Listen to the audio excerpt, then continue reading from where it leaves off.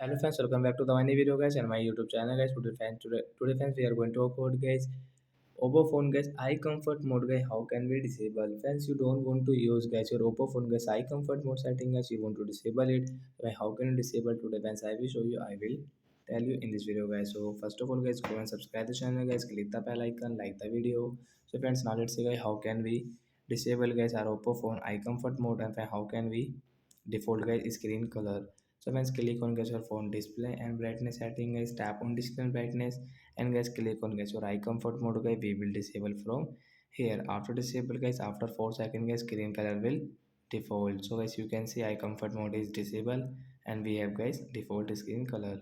So that's it guys, thanks for watching the video guys. I hope friends you understood how to disable eye comfort mode in our Oppo phone device. So bye guys, we will meet on next video guys with new topic. Thanks for watching the video friends. Do you have any doubt guys related to guys your display and brightness setting guys? You can ask me in comment section. I will check, I will help you. Bye guys.